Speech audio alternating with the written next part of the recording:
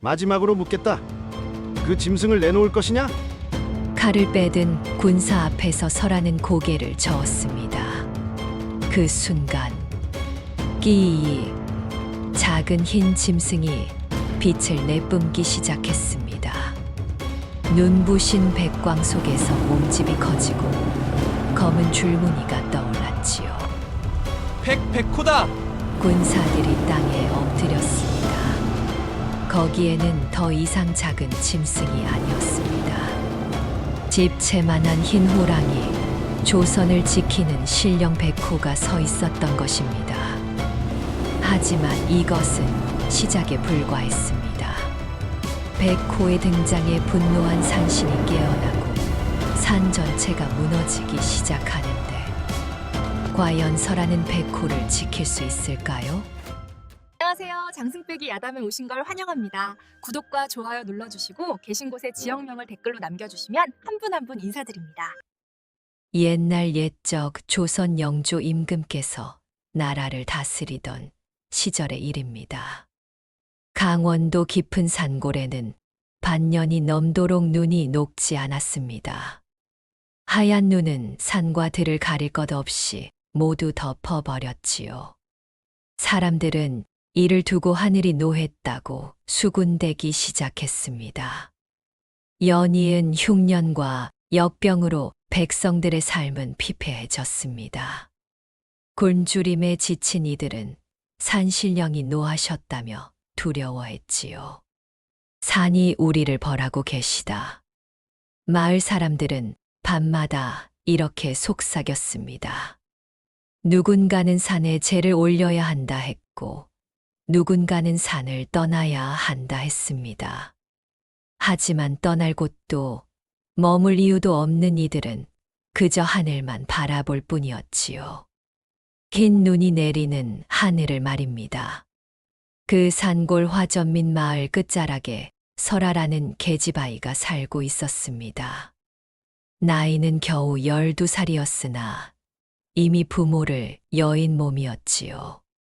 아버지는 설아가 7살 때 눈사태에 묻혔고 어머니는 그 이듬해 병을 얻어 세상을 떠났습니다. 설아는 할머니의 손에서 자랐습니다. 할머니는 마을에서 가장 나이가 많은 분이었지요. 주름진 얼굴에는 세월의 무게가 가득했고 굽은 등에는 삶의 고단함이 서려 있었습니다. 설아야, 나무 하러 가거라. 할머니의 목소리는 늘 낮고 단단했습니다. 설아는 대답 대신 고개를 끄덕이고는 지게를 짊어졌지요. 설아는 눈처럼 하얀 피부를 가진 아이였습니다. 마을 사람들은 설아를 보며 말했지요. 저 아이는 눈에서 태어난 것 같구나. 하지만 설아의 눈빛은 눈처럼 차갑지 않았습니다. 오히려 깊은 산속 샘물처럼 맑고 고요했지요. 말수는 적었으나 마음속에는 누구보다 강한 기계가 있었습니다. 부모를 잃은 뒤로 설아는 더욱 단단해졌습니다.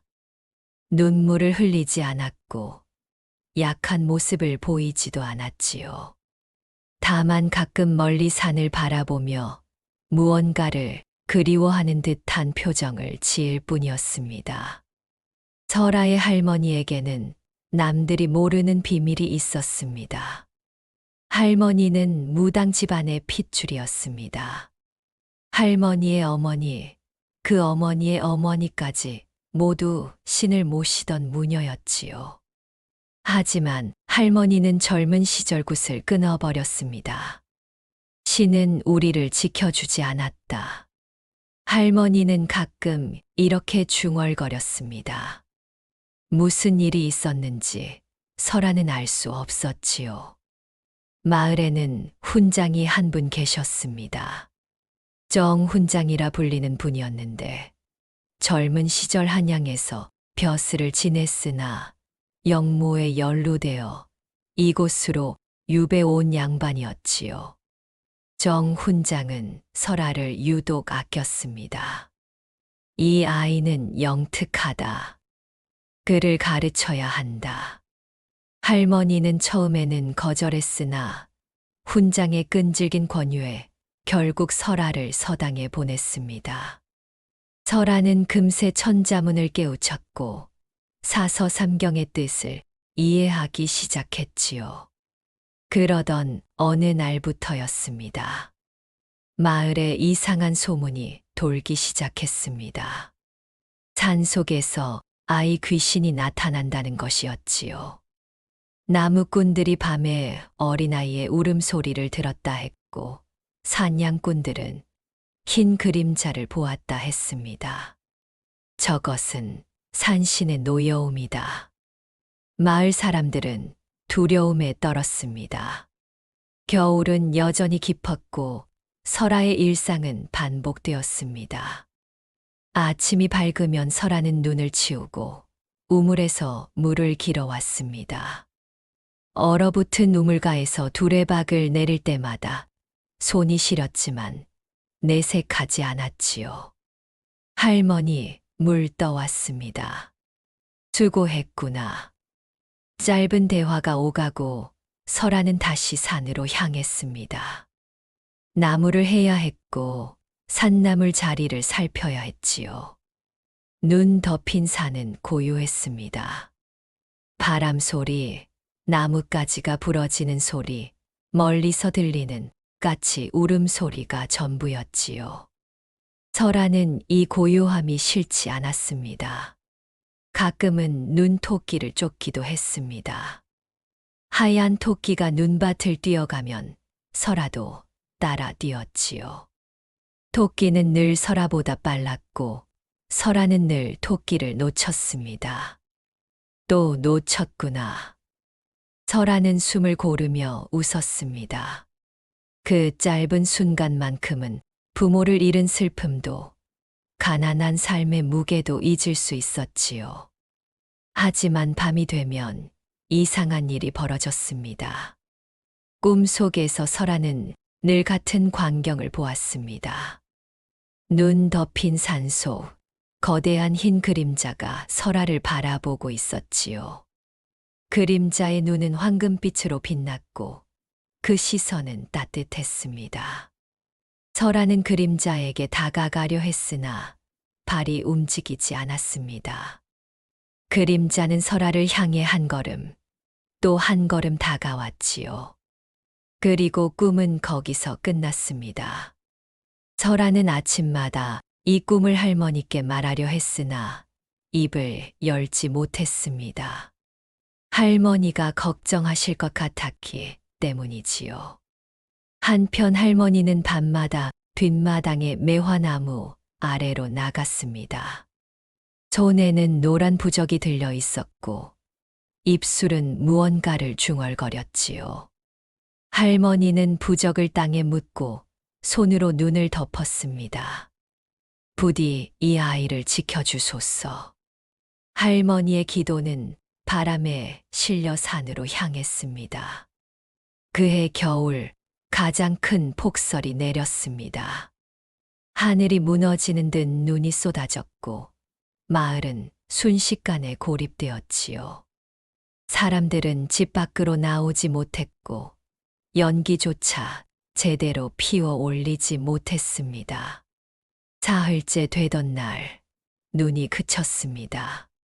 설아는 할머니의 만류에도 불구하고 산으로 향했습니다. 나무가 떨어졌기 때문이지요. 할머니는 걱정스러운 얼굴로 설아를 배웅했습니다. 해지기 전에 꼭 돌아오너라. 예, 할머니. 설아는 눈을 헤치며 산길을 올랐습니다.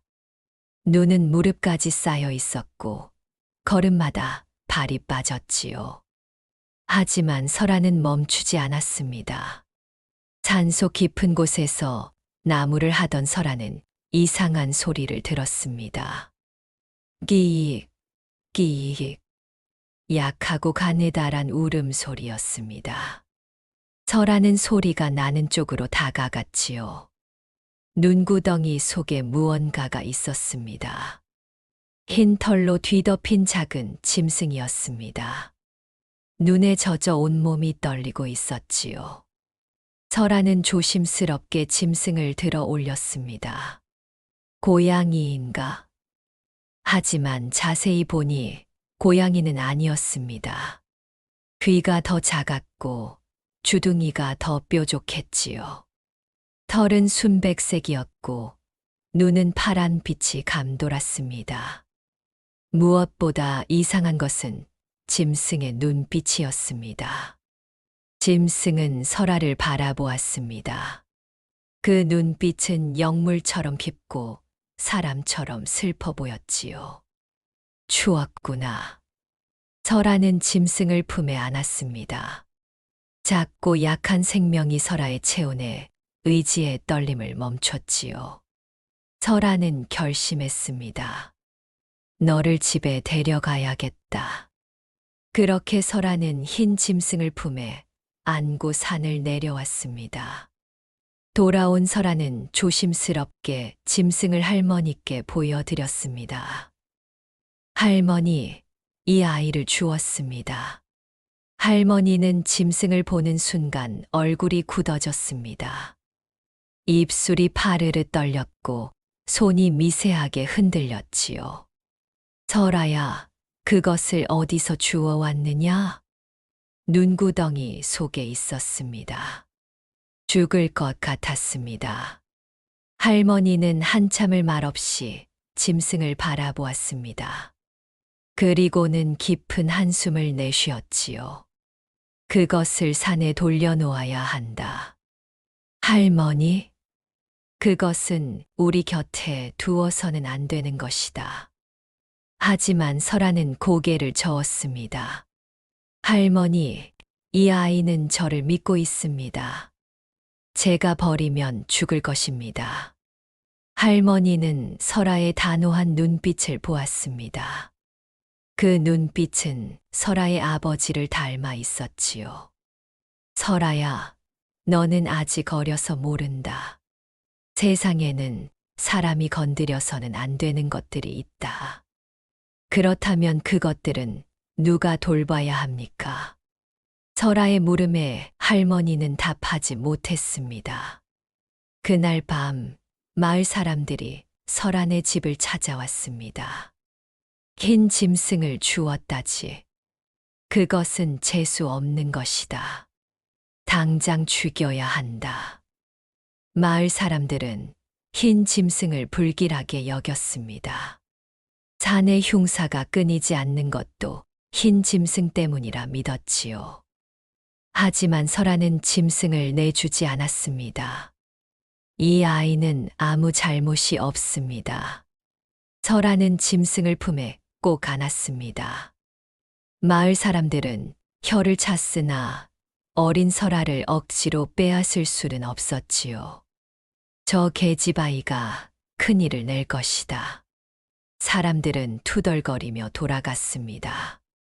그날부터 설아는 짐승을 숨기기로 결심했습니다.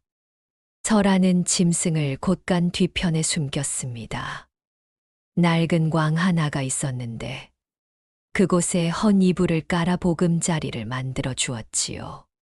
짐승은 따뜻한 곳에서 점점 기운을 되찾았습니다.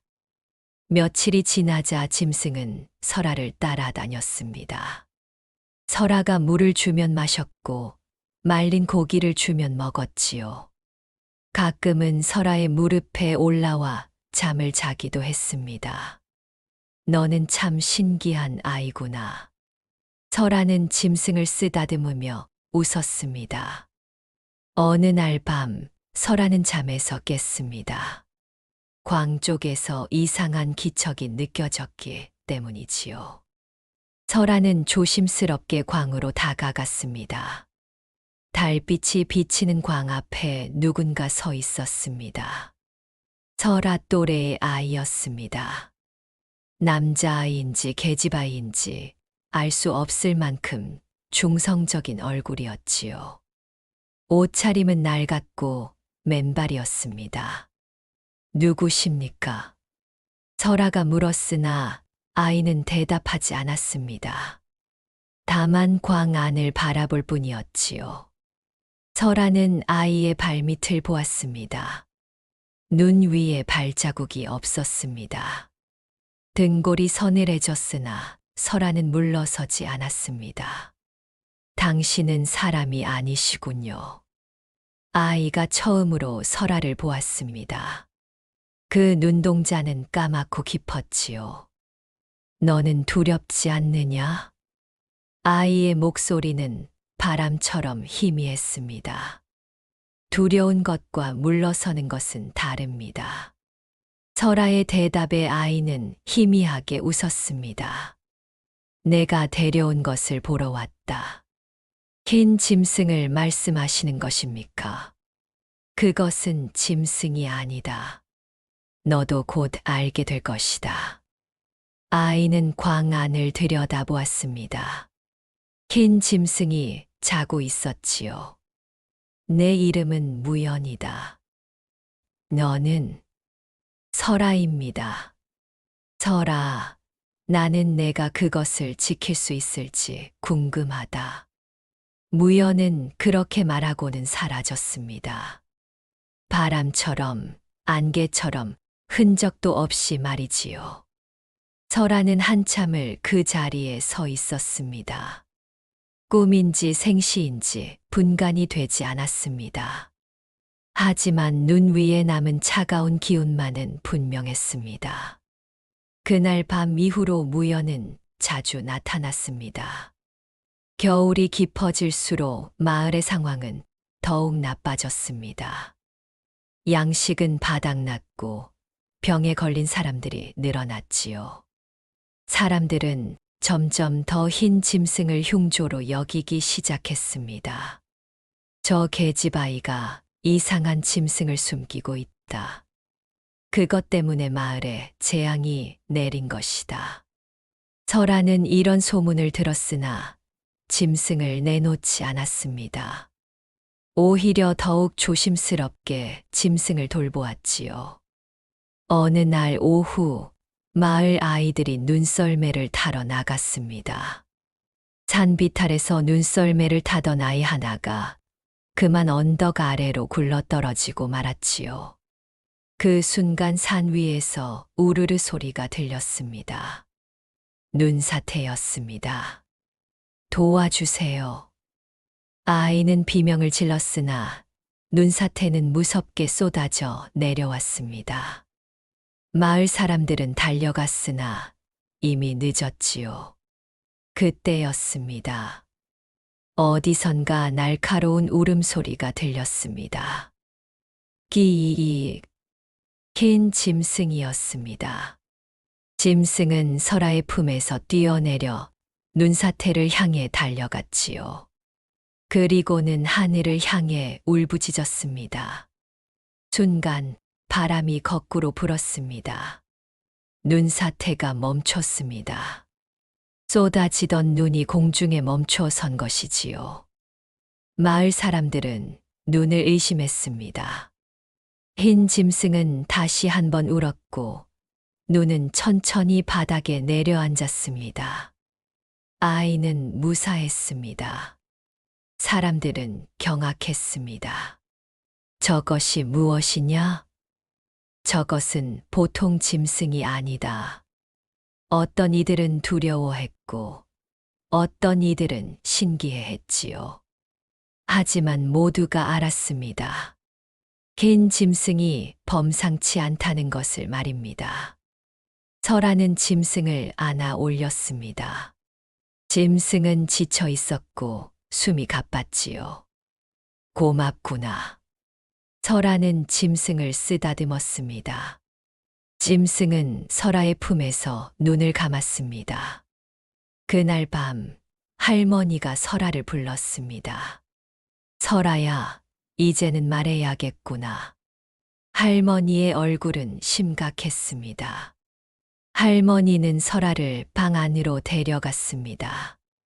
촛불을 켜고 문을 닫은 뒤에야 할머니는 입을 열었지요. 설아야, 그 짐승을 자세히 보았느냐? 예, 할머니. 무엇이 보이더냐? 설아는 고개를 가웃했습니다. 흰 털, 파란 눈, 작은 몸집밖에 없었지요. 할머니는 짐승을 데려오라 했습니다. 설아가 짐승을 안고 오자 할머니는 촛불을 짐승의 등 쪽으로 가져갔습니다. 잘 보거라. 촛불이 비추자 이상한 광경이 펼쳐졌습니다. 순백색이던 털 사이로 희미한 검은 줄무늬가 떠올랐습니다. 마치 먹물을 물에 풀어놓은 듯 흐릿했지만 분명히 보였지요. 설아는 숨을 멈췄습니다. 이것은 할머니는 떨리는 목소리로 말했습니다. 이것은 백호의 새끼일지도 모른다.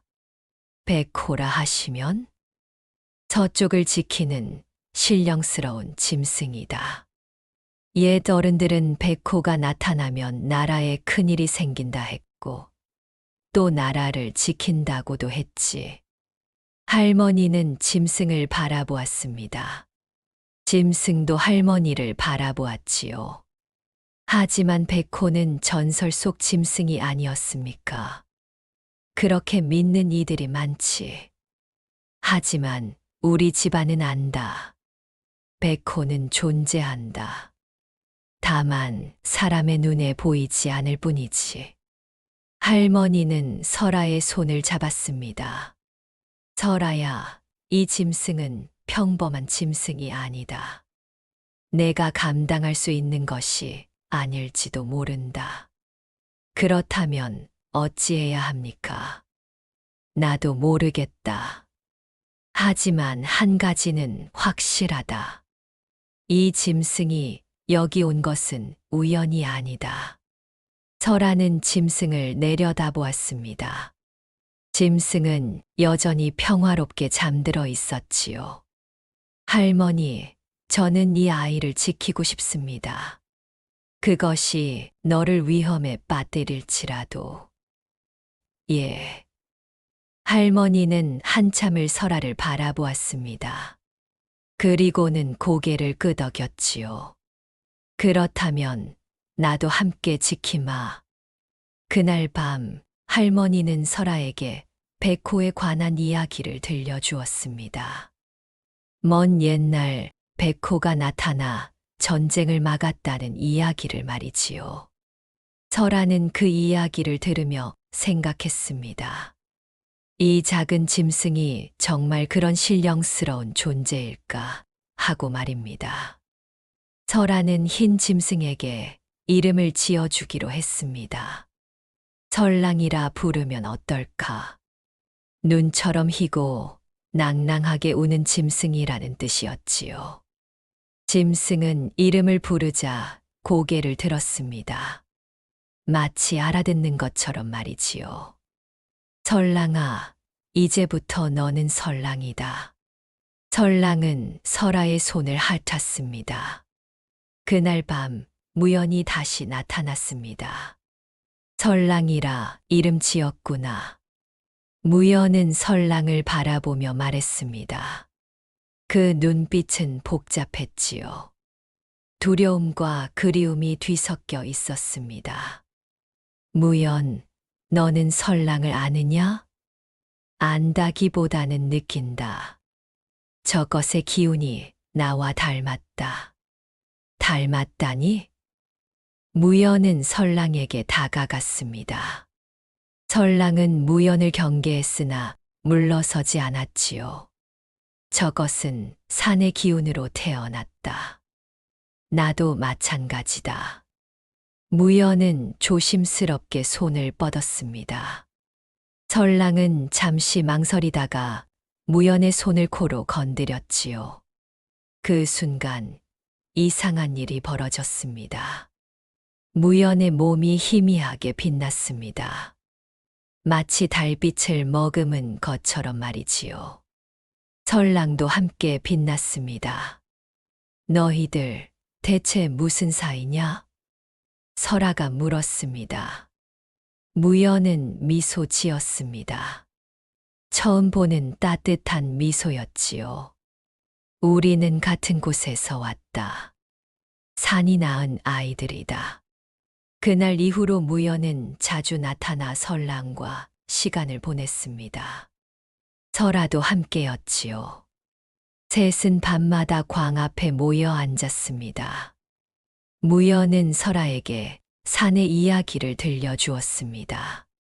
이 산은 예로부터 신령스러운 곳이었다. 사람들은 제를 올렸고 사는 사람들을 지켰지. 그렇다면 지금은 왜 산이 노한 것입니까? 무연의 얼굴이 어두워졌습니다. 산이 노한 것이 아니다. 산이 병들었다. 병들었다고? 오랫동안 사람들이 산을 헤쳐왔다. 나무를 베고 돌을 캤지. 산의 기운이 약해졌다. 설아는 고개를 끄덕였습니다. 마을 사람들이 산을 함부로 대한 것을 알고 있었지요. 그래서 설랑이 나타난 것이냐? 그럴지도 모른다. 백호는 균형을 되찾는 짐승이니까. 설아는 설랑을 바라보았습니다. 작고 여린 짐승이 그런 큰 역할을 할 수 있을까 싶었지요. 하지만 설랑의 눈을 보자 알 수 있었습니다. 이 짐승은 범상치 않다는 것을 말이지요. 무연, 너는 설랑을 지킬 것이냐? 나는 이미 죽은 몸이다. 지킬 힘이 없다. 그렇다면 나와 함께 지키자. 설아의 말에 무연은 놀란 듯 설아를 보았습니다. 너는 왜 그리 대단하냐? 대단한 것이 아니다. 다만 내가 해야 할 일을 하는 것뿐이다. 무연은 웃었습니다. 그리고는 고개를 끄덕였지요. 그날 이후로 셋 사이에는 묘한 유대가 생겼습니다. 사람과 귀신과 신령, 어울릴 수 없는 존재들이 하나가 되어 가는 것이었습니다. 봄이 오려는 듯했으나 산은 여전히 눈에 덮여 있었습니다. 그러던 어느 날 마을에 낯선 행렬이 나타났습니다. 한양에서 온 관원들이었습니다. 앞장선 자는 관복을 입은 사헌부 관리였고 뒤에는 군사들이 따라왔지요. 마을 사람들은 두려워하며 고개를 숙였습니다. 이 고을의 이장은 어디 있느냐? 관원의 목소리는 차가웠습니다. 이장이 떨리는 목소리로 대답했습니다. 소인이 이장이옵니다. 이 고을에 흉조가 있다는 상소가 올라왔다. 무슨 일인지 사실대로 아뢰거라. 이장은 땀을 흘리며 말했습니다. 죄송하옵니다. 이곳에 이상한 일들이 많습니다. 눈사태도 잦고 병도 돌고 있사옵니다. 그것뿐이냐? 또한 흰 짐승이 나타났다는 소문이 있사옵니다. 관원의 눈빛이 날카로워졌습니다. 흰 짐승이라 했느냐? 예, 대감. 그 짐승을 본 자가 있느냐? 마을 사람들이 일제히 설안의 집을 바라보았습니다. 관원도 그 시선을 따라갔지요. 저 집의 아이가 짐승을 숨기고 있다 하옵니다. 관원은 즉시 군사들을 보냈습니다. 그 집을 수색하라. 설하는 집 안에서 이 광경을 보고 있었습니다. 가슴이 두근거렸지요. 할머니, 어찌합니까? 할머니는 침착하게 말했습니다. 설랑을 산으로 데려가거라. 지금 당장. 하지만 할머니는 나는 괜찮다. 어서 가거라. 설하는 설랑을 품에 안고 뒷문으로 나갔습니다.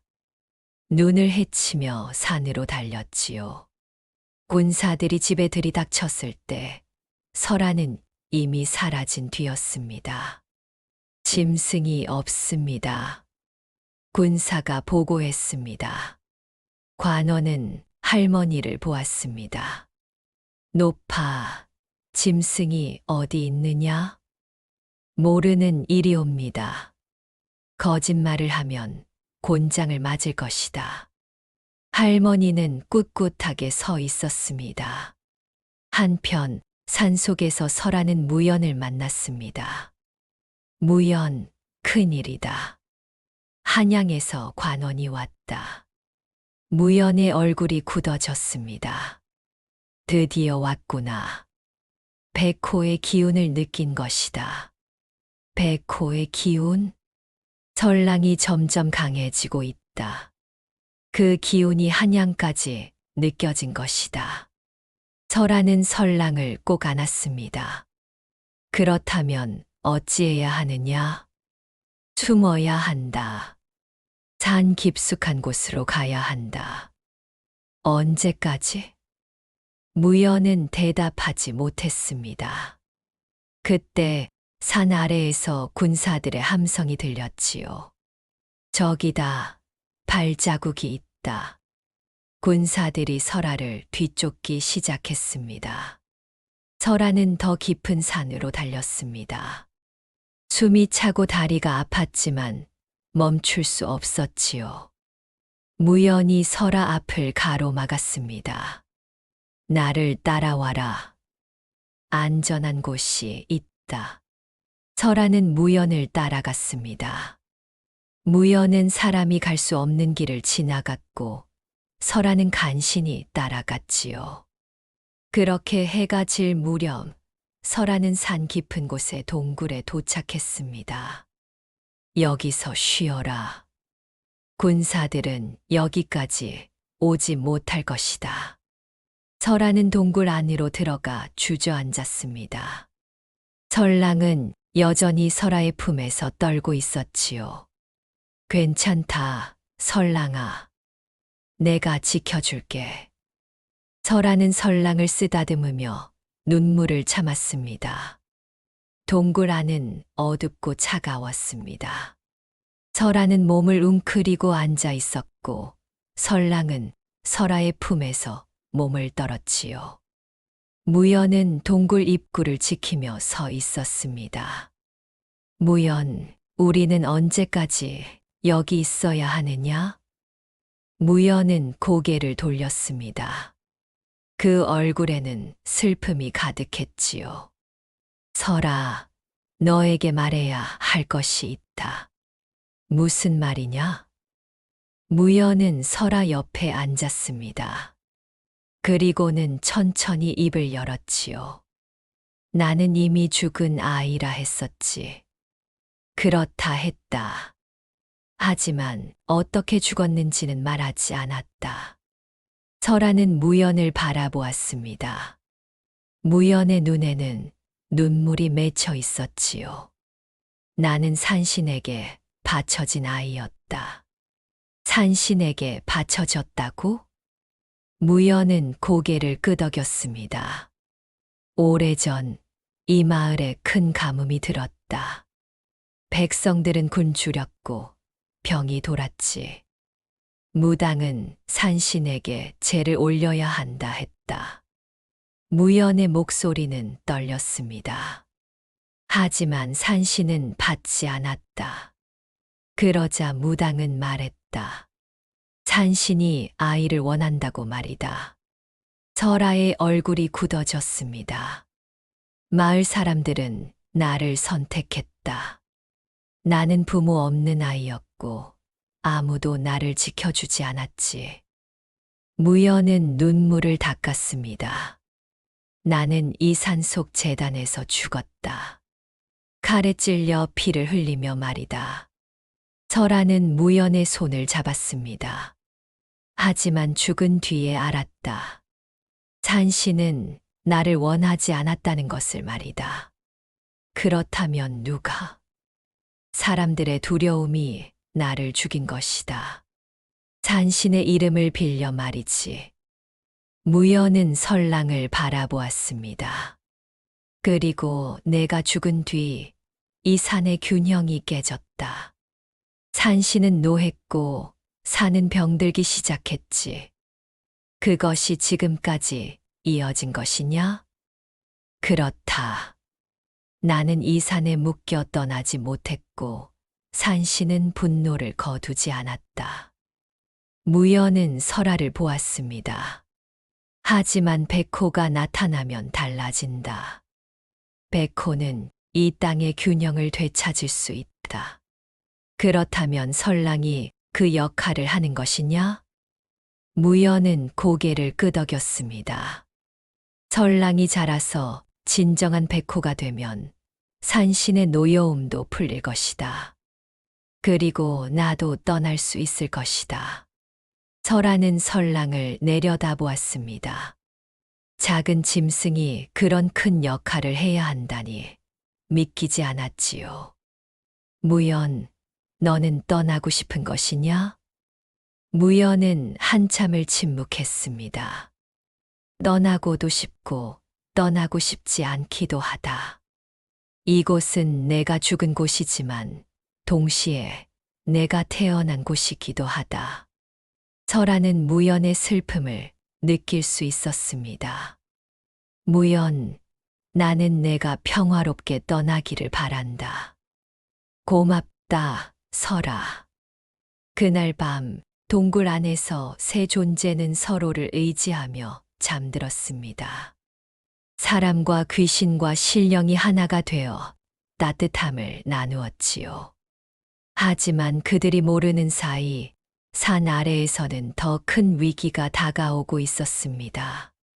관원은 마을 사람들을 모아놓고 말했습니다. 흰 짐승은 반드시 찾아야 한다. 그것은 국가의 안녕을 위협하는 흉조다. 마을 사람들은 고개를 끄덕였습니다. 두려움에 사로잡힌 그들에게 선택지는 없었지요. 관원은 군사들에게 명령했습니다. 내일 아침 산을 샅샅이 뒤져라. 짐승을 찾아 잡아오거라. 군사들은 일제히 대답했습니다. 분부대로 하겠사옵니다.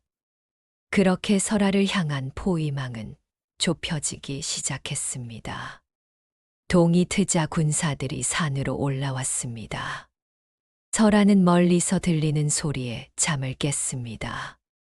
무연은 이미 동굴 입구에 서 있었지요. 군사들이 다가오고 있다. 무연의 목소리는 긴장되어 있었습니다. 설아는 설랑을 안고 일어났습니다. 몸은 피곤했으나 정신은 또렷했지요. 무연, 우리는 계속 도망쳐야 하느냐? 다른 방법이 없다. 아니다. 설아의 목소리는 단호했습니다. 나는 더 이상 도망치지 않겠다. 무연이 놀란 얼굴로 설아를 보았습니다. 설아, 무슨 말을 하는 것이냐? 설랑은 잘못이 없다. 내가 설랑을 데려온 것도 잘못이 아니다. 우리가 왜 숨어야 하느냐? 설아의 눈빛은 결연했습니다. 하지만 저들은 설랑을 죽이려 할 것이다. 그렇다면 내가 막아야지. 무연은 설아의 어깨를 잡았습니다. 설아, 너는 아직 어리다. 세상이 얼마나 무서운지 모른다. 나는 어리지만 약하지 않다. 설아는 무연의 손을 뿌리쳤습니다. 나는 부모를 잃었다. 마을 사람들에게 손가락질을 받았다. 굶주렸고 추위에 떨었다. 설아의 목소리는 떨렸으나 강했습니다. 하지만 나는 살아남았다. 그리고 설랑을 만났다. 설랑은 내가 지켜야 할 존재다. 무연은 설아의 얼굴을 보았습니다. 그 얼굴에는 두려움이 없었지요. 설아, 너는 정말 대단한 아이구나. 설아는 미소 지었습니다. 대단한 것이 아니다. 다만 해야 할 일을 하는 것뿐이다. 그때 군사들의 함성이 더 가까워졌습니다. 저기다, 동굴이 있다. 설아는 설랑을 품에 꼭 안았습니다. 무연, 나를 믿어라. 무연은 고개를 끄덕였습니다. 설아는 동굴 밖으로 나갔습니다. 아침 햇살이 눈부셨지요. 군사들이 동굴을 향해 달려오고 있었습니다. 거기 서라. 군사 하나가 소리쳤습니다. 설아는 멈춰 섰습니다. 떨리지 않았고 물러서지도 않았지요. 군사들이 설아를 둘러쌌습니다. 그 수는 20명이 넘었습니다. 아이야, 품에 안고 있는 것이 흰 짐승이냐? 그렇습니다. 내놓거라. 싫습니다. 군사의 얼굴이 굳어졌습니다. 명을 거역하면 죄가 된다. 이 짐승은 아무 잘못이 없습니다. 왜 내놓아야 합니까? 군사는 칼을 빼들었습니다. 마지막으로 묻겠다. 내놓을 것이냐? 설아는 고개를 저었습니다. 그 순간 설랑이 설아의 품에서 뛰어내렸습니다. 작은 몸이 눈밭에 섰지요. 설랑은 군사들을 향해 울부짖었습니다. 끼익. 그 울음소리는 산을 울렸습니다. 바람이 거세게 불었고 눈이 휘날렸지요. 군사들은 뒤로 물러섰습니다. 저것이 무엇이냐? 괴물이다. 하지만 설아는 알고 있었습니다. 설랑은 괴물이 아니라는 것을 말이지요. 설랑은 점점 커지기 시작했습니다. 작은 몸에서 빛이 흘러나왔고 그 빛은 하얗게 빛났습니다. 무엇인가 큰 변화가 시작되고 있었습니다. 빛이 사라지자 설랑의 모습은 변해 있었습니다. 더 이상 작은 짐승이 아니었습니다. 어른 사람 크기만큼 자란 흰 호랑이가 거기 서 있었지요. 하얀 털에는 검은 줄무늬가 선명했고 눈은 황금빛으로 빛났습니다. 군사들은 겁에 질려 물러섰습니다. 백호다. 신령이 나타났다. 관원이 달려왔습니다. 백호를 보는 순간 무릎이 꺾였지요. 이럴 수가. 관원은 땅에 엎드렸습니다. 무연히 설아 옆에 나타났습니다. 설아, 설랑은 단순한 백호가 아니다. 무슨 뜻이냐?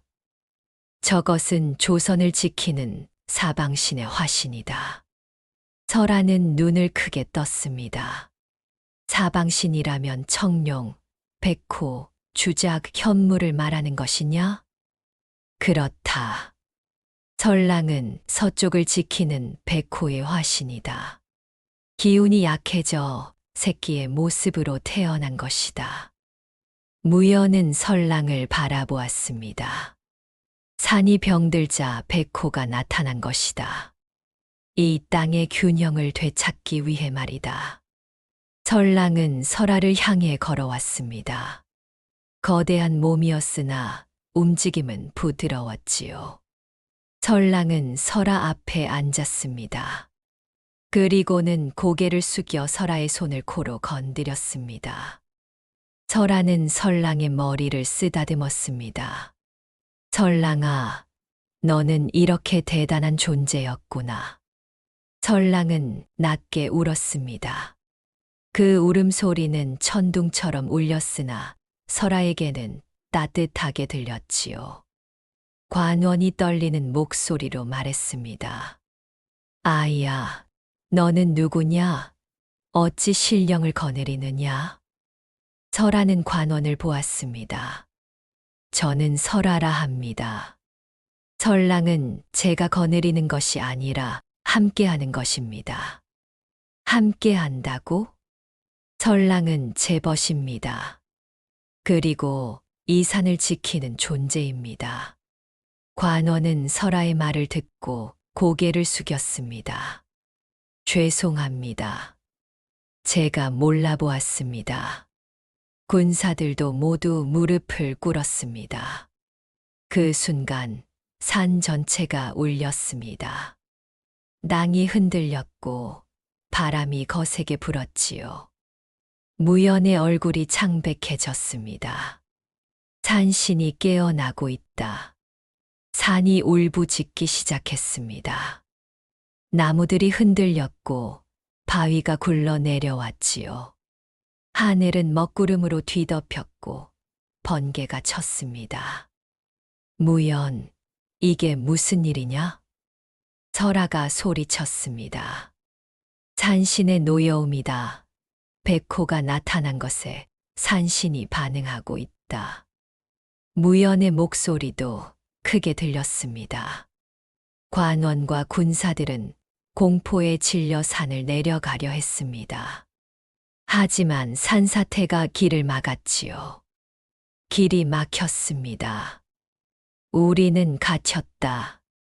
설아는 설랑을 보았습니다. 설랑도 불안한 듯 주위를 둘러보았지요.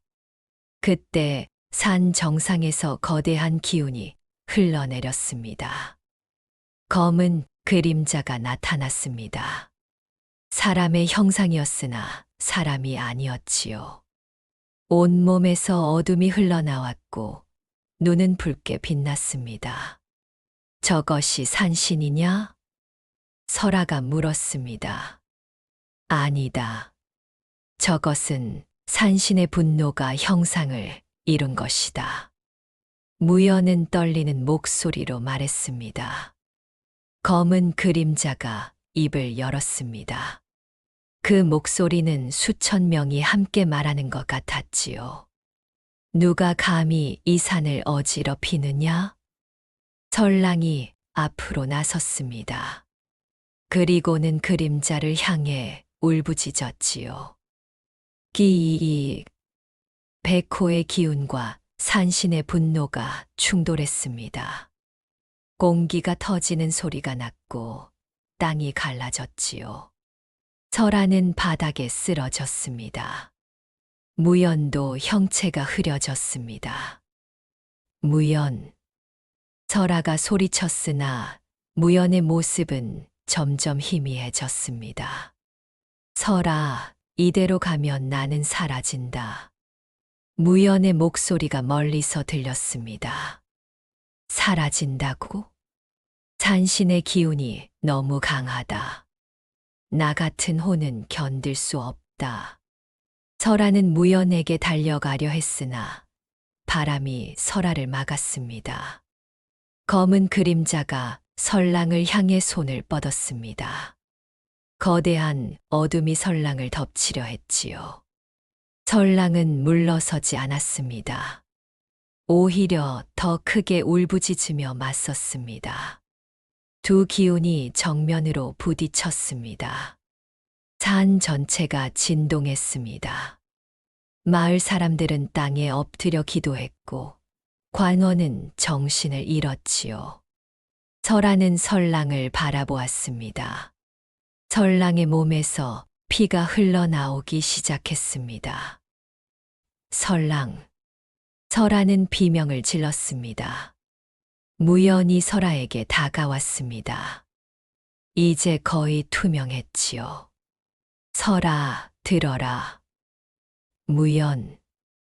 이 싸움을 멈출 방법이 하나 있다. 무엇이냐? 무연은 슬픈 얼굴로 웃었습니다. 내가 떠나야 한다. 무슨 말이냐? 나는 이 산에 묶인 혼이다. 나 때문에 균형이 깨진 것이다.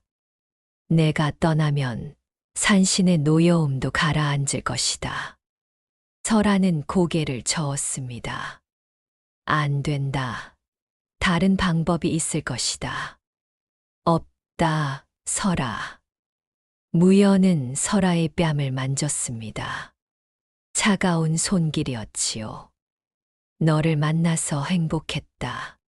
설랑을 만나서 행복했다. 나는 더 이상 외롭지 않다. 무연. 설아, 설랑을 부탁한다. 그리고 이 산을 지켜다오. 무연은 설아에게서 떨어졌습니다. 그리고는 검은 그림자를 향해 걸어갔지요.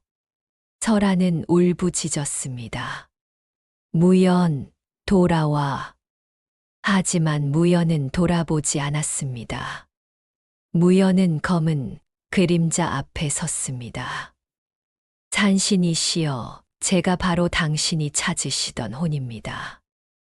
검은 그림자가 무연을 내려다보았습니다. 너는 억울하게 죽은 아이로구나. 무연은 고개를 끄덕였습니다. 저는 제물로 바쳐졌습니다. 산신의 이름으로 말입니다. 나는 제물을 원하지 않았다.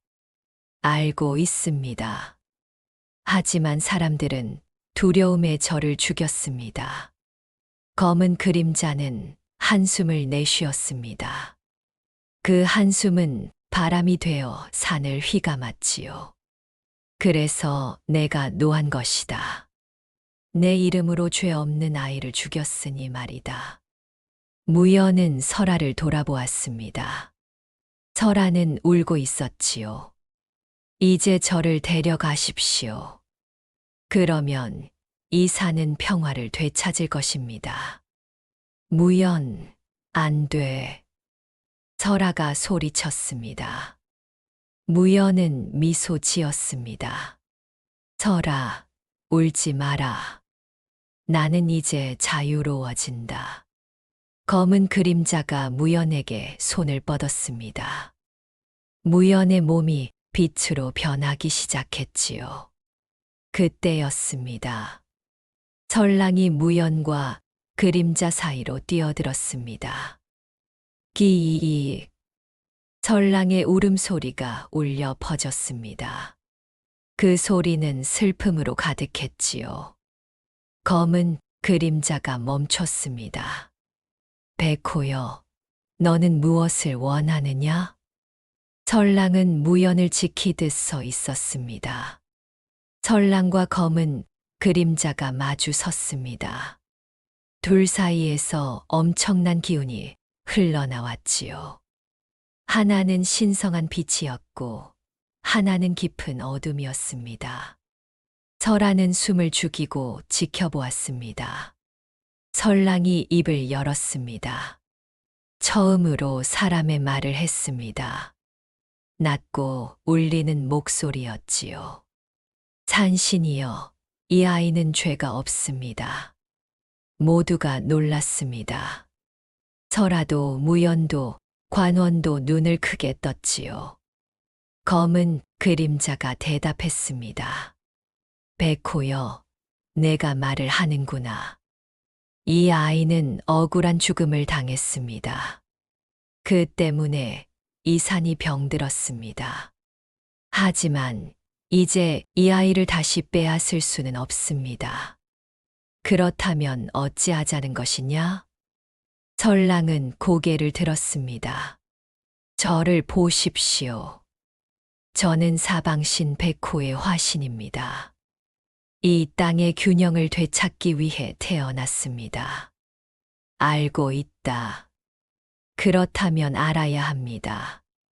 균형은 죽음이 아니라 생명으로 이루어진다는 것을 말입니다.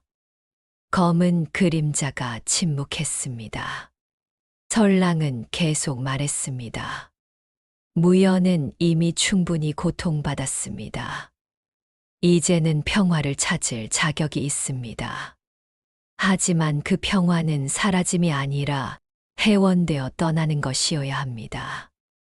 해원이라 했느냐? 그렇습니다. 무연의 한을 풀어주십시오. 그러면 이 산도 치유될 것입니다. 검은 그림자는 한참을 생각했습니다. 설아가 앞으로 나섰습니다. 산신이시여, 모두가 설아를 보았습니다. 저는 설아라 합니다. 이 산에서 태어나 이 산에서 자란 아이입니다. 설아의 목소리는 떨렸으나 명확했습니다. 무연은 제 벗입니다. 설랑도 제 벗입니다. 그들은 모두 이 산의 일부입니다. 계집아이야, 내가 무엇을 아느냐?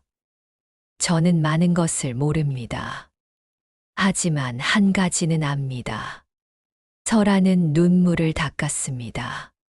한을 한으로 갚으면 한은 끝이 없습니다. 누군가는 용서해야 합니다. 누군가는 놓아주어야 합니다. 설아의 말에 산이 조용해졌습니다. 검은 그림자는 설아를 내려다보았습니다. 작은 아이가 큰 깨달음을 얻었구나. 그림자가 손을 들었습니다. 그러자 어둠이 걷히기 시작했지요. 검은 그림자가 모습을 바꾸었습니다. 백발의 노인이 나타났습니다. 온화한 얼굴에 긴 수염을 가진 분이었지요. 나는 이 산의 산신이다. 산신은 무연에게 다가갔습니다. 아이야, 내가 억울하게 죽은 것을 나도 알고 있었다. 하지만 나는 사람의 일에 개입할 수 없었다. 알고 있습니다. 하지만 이제는 다르다. 백호가 나타났고 이 아이가 길을 보여주었다. 산신은 무연의 머리에 손을 얹었습니다. 너는 이제 자유로워져라. 내 한을 풀어주마. 무연의 몸에서 빛이 흘러나왔습니다. 어둠이 아닌 따뜻한 빛이었지요. 무연은 설아를 보았습니다. 설아, 고맙다. 무연. 설아는 무연에게 달려가 안았습니다. 무연의 몸은 따뜻했습니다. 산신이 설랑을 보았습니다. 백호여, 내 힘으로 이 산을 지켜주겠느냐? 설랑은 울부짖었습니다. 기이익. 그 울음소리는 하늘을 울렸고 산이 화답했지요. 구름이 걷혔습니다. 햇살이 비쳤습니다. 산은 다시 평화를 되찾았습니다. 산신은 설아를 불렀습니다. 아이야, 이리 오너라. 설아는 조심스럽게 다가갔습니다. 산신의 얼굴은 엄하지 않고 자애로웠지요. 너는 내 집안의 내력을 아느냐? 아니옵니다. 할머니께서 말씀하지 않으셨습니다. 산신은 고개를 끄덕였습니다. 내 할머니는 무당 집안의 후손이다. 하지만 아는가? 그 집안은 예로부터 이 산을 모시던 혈통이었다. 설아는 눈을 크게 떴습니다. 산을 모시던 혈통이라 하시면? 먼 옛날 이 산에는 신당이 있었다. 내 조상들은 그 신당을 지키며 산과 사람을 이어주는 역할을 했지. 산신은 멀리 산 정상을 바라보았습니다. 하지만 세월이 흐르며 사람들은 산을 잊었다. 제를 올리지 않았고 산을 함부로 대했지. 그래서 할머니께서 굿을 끊으신 것입니까? 그렇다. 내 할머니는 산이 사람을 지켜주지 않는다 여겼다. 하지만 진실은 달랐지. 산신은 설아를 보았습니다. 산은 언제나 사람을 지켜주었다. 다만 사람들이 산의 목소리를 듣지 못했을 뿐이다. 설아는 고개를 숙였습니다. 산신은 무연에게로 향했습니다. 무연아, 너에게도 말해야 할 것이 있다. 무연은 산신을 보았습니다. 너는 내가 누구인지 아느냐? 저는 마을의 고아였습니다. 아니다. 산신의 목소리는 무거웠습니다. 너는 내 아들이다. 모두가 충격을 받았습니다. 무연도 설아도 설랑도 산신을 바라보았지요. 산신의 아들이라니? 무연은 믿을 수 없다는 표정이었습니다. 먼 옛날 나는 사람의 모습으로 이 마을에 내려갔다. 그리고 한 여인을 사랑하게 되었지. 잔신의 목소리는 슬펐습니다. 그 여인이 내 어머니다. 하지만 우리의 사랑은 오래 가지 못했다. 나는 산으로 돌아가야 했고, 내 어머니는 너를 낳고 세상을 떠났다. 무연의 눈에서 눈물이 흘렀습니다. 나는 너를 지켜보았다. 하지만 산신인 나는 직접 개입할 수 없었다. 그것이 규율이었으니까. 잔신은 무연을 안았습니다. 용서하거라, 아들아. 내가 너를 지키지 못했다. 무연은 산신의 품에서 울었습니다. 억눌렀던 슬픔이 터져 나왔지요. 아버지. 무연의 울음소리가 산에 울려 퍼졌습니다. 설아도 눈물을 흘렸습니다. 설랑은 조용히 설아 곁에 앉아 있었지요. 한참 뒤 산신이 말했습니다. 이제 모든 진실이 밝혀졌다. 무연은 재물이 아니었다. 산신의 아들이었던 것이다. 그렇다면 마을 사람들이 무연을 죽인 것은? 설아가 물었습니다. 그들의 무지와 두려움이 저지른 일이다. 하지만 이제는 그 죄도 씻겨야 한다. 산신은 관원을 보았습니다. 관원은 떨고 있었지요. 관원이여, 한양으로 돌아가거든 전하거라. 이 산은 신령한 곳이니 함부로 대하지 말라고 말이다. 관원은 고개를 조아렸습니다. 분부대로 하겠사옵니다. 산신은 설랑에게 다가갔습니다. 백호여, 이 산을 부탁한다. 그리고 이 아이를 지켜주거라.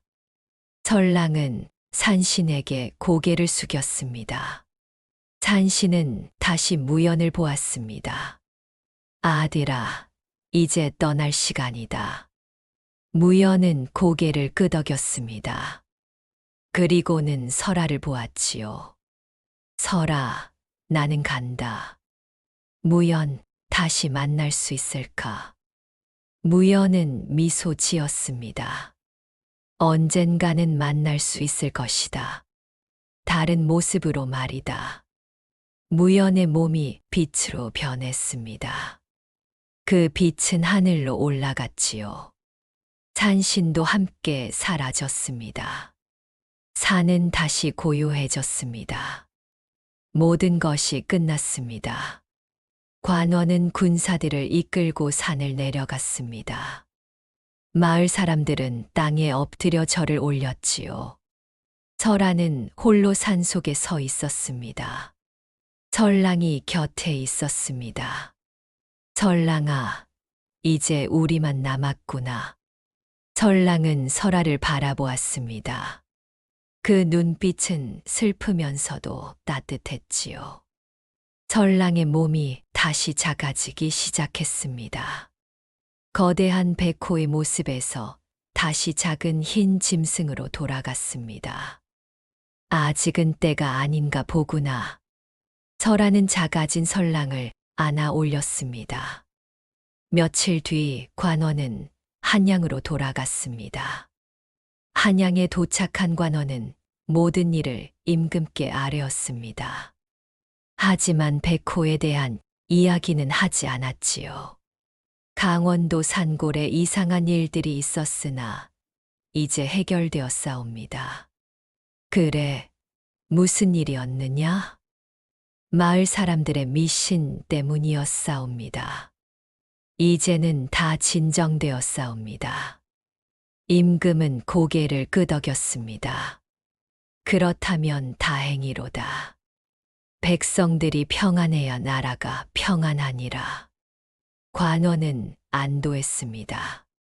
백호의 일을 말했다면 큰 소동이 벌어졌을 것이기 때문이지요. 한편 마을은 조용해졌습니다. 더 이상 눈사태가 일어나지 않았고 병도 사라졌지요.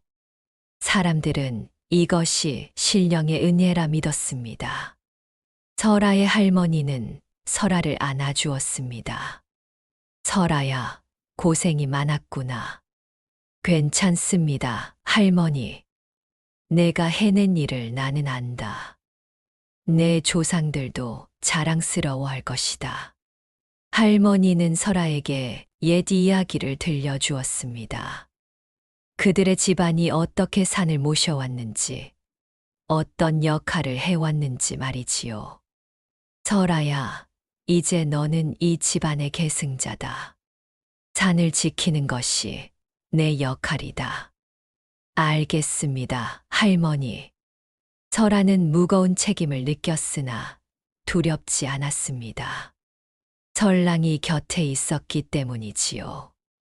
정 훈장은 설아를 불러 말했습니다. 설아야, 너는 대단한 아이다. 앞으로도 공부를 계속하거라. 예, 훈장님. 언젠가 너는 큰 일을 할 것이다. 나는 그것을 안다. 설아는 훈장께 절을 올렸습니다. 마을 사람들도 설아를 다르게 보기 시작했습니다. 더 이상 부모 없는 불쌍한 아이가 아니었지요. 산을 진정시킨 신령한 아이로 여겨졌습니다. 설아 덕분에 마을이 살았다. 저 아이는 비범하다. 사람들은 설아에게 고개를 숙였습니다. 하지만 설아는 변하지 않았습니다. 여전히 나무를 하고 물을 길어왔지요. 다만 이제는 설랑이 항상 곁에 있었습니다. 밤이 되면 설아는 매화나무 아래에 앉았습니다. 무연을 생각하며 말이지요. 무연아, 너는 잘 있느냐? 평화를 찾았느냐? 바람이 불어왔습니다. 마치 대답하는 것 같았지요. 설아는 미소 지었습니다. 나는 너를 잊지 않을 것이다. 내가 내게 준 용기를 말이다. 설랑이 설아의 무릎에 올라왔습니다. 설아는 설랑을 쓰다듬었지요. 설랑아, 우리 함께 이 산을 지키자. 설랑은 낮게 울었습니다. 산은 다시 평화를 찾았습니다. 세월이 흘렀습니다. 설아는 어느덧 20살이 되었습니다. 여전히 산골 마을에서 살았고 여전히 할머니를 모셨지요. 할머니는 많이 늙으셨으나 여전히 정정하셨습니다. 설아야, 이제 너도 시집을 가야 하지 않겠느냐? 할머니, 저는 이곳이 좋습니다. 하지만 내 나이 또래는 모두 시집을 갔다. 설아는 미소 지었습니다. 저에게는 설랑이 있습니다. 그리고 이 산이 있지요. 할머니는 한숨을 쉬며 웃었습니다. 참 고집이 세구나. 내 어머니를 닮았다. 설랑은 여전히 작은 흰 짐승의 모습이었습니다. 8배가 지났으나 모습은 변하지 않았지요. 가끔씩 설랑은 백호의 모습으로 변했습니다. 산의 위험이 닥쳤을 때나 산의 균형이 흔들릴 때였지요. 하지만 평소에는 작은 짐승으로 설아의 곁에 있었습니다. 설아는 이제 마을의 무녀가 되어 있었습니다. 할머니로부터 굿을 배웠고 산신제를 올리는 법을 익혔지요. 마을 사람들은 설아를 신령한 무녀라 불렀습니다. 설아는 1년에 4번 계절마다 산신제를 올렸습니다. 산신은 더 이상 나타나지 않았으나 설아는 산신이 여전히 산을 지키고 있다는 것을 알았습니다. 어느 봄날 마을에 낯선 선비가 나타났습니다. 나이는 25세쯤 되어 보였고 얼굴은 온화했지요. 소생은 정선비라 합니다. 이 마을에 머물고 싶습니다. 마을 사람들은 선비를 환영했습니다. 선비는 서당을 여러 아이들을 가르쳤지요. 설아도 가끔 서당에 들렀습니다. 책을 빌리러 왔던 것이었습니다. 설아 낭자께서는 그를 좋아하시는군요. 선비는 설아에게 말을 걸었습니다. 예, 글은 세상을 보는 창이라 생각합니다.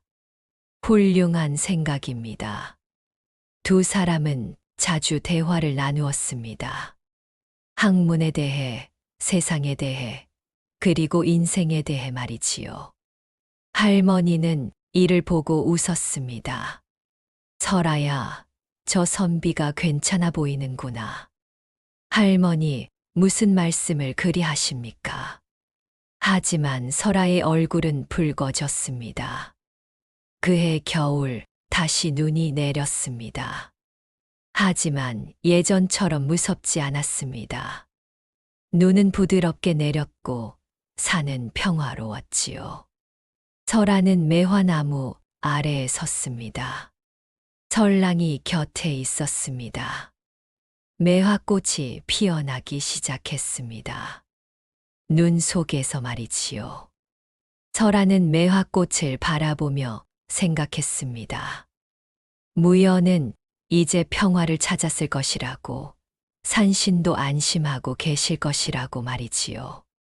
설아 낭자. 뒤에서 목소리가 들렸습니다. 정선비였습니다. 선비님, 무슨 일이십니까?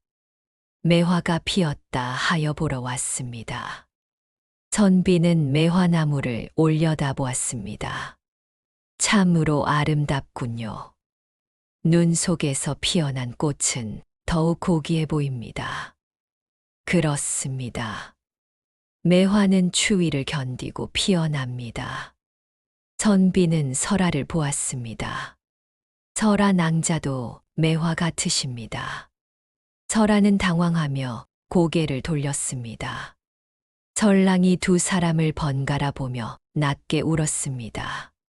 그날 저녁 할머니는 설아에게 말했습니다. 설아야, 사람은 혼자 살 수 없다. 누군가와 함께 해야 한다. 알고 있습니다, 할머니. 내 곁에는 설랑이 있지만 설랑은 사람이 아니다. 사람에게는 사람이 필요하다. 설아는 고개를 끄덕였습니다. 하지만 서두르지는 않겠습니다. 때가 되면 자연스럽게 될 것입니다. 할머니는 설아의 머리를 쓰다듬었습니다. 그래, 내가 알아서 하거라. 그날 밤 설아는 꿈을 꾸었습니다. 무연이 나타났습니다. 하지만 예전의 슬픈 모습이 아니었지요. 밝고 환하게 웃고 있었습니다. 설아, 나는 잘 지내고 있다. 무연, 너도 행복하렴. 설랑과 함께, 그리고 새로운 인연과 함께 말이다. 무연은 손을 흔들며 사라졌습니다. 설아는 눈물을 흘리며 잠에서 깼습니다. 하지만 슬픈 눈물이 아니었지요. 설랑이 설아의 뺨을 핥았습니다. 고맙다, 설랑아. 설아는 창밖을 바라보았습니다. 눈이 내리고 있었습니다. 그리고 눈 속에서 매화가 피어나고 있었지요. 세상은 여전히 어려웠고 삶은 여전히 고단했습니다. 하지만 설아는 알았습니다. 인연은 사라져도 그 뜻은 남는다는 것을 말이지요. 사람과 사람 아닌 것의 구분보다 지켜야 할 인연을 알아보는 마음이 세상을 바로 세운다는 것을 말입니다. 그것이 바로 옛 어른들이 전해주신 지혜였습니다. 다음 영상을 빠르게 만나보시려면 좋아요와 구독을 눌러주세요. 그럼 더 재미있는 영상으로 찾아뵙겠습니다. 모두 행복한 하루 보내세요.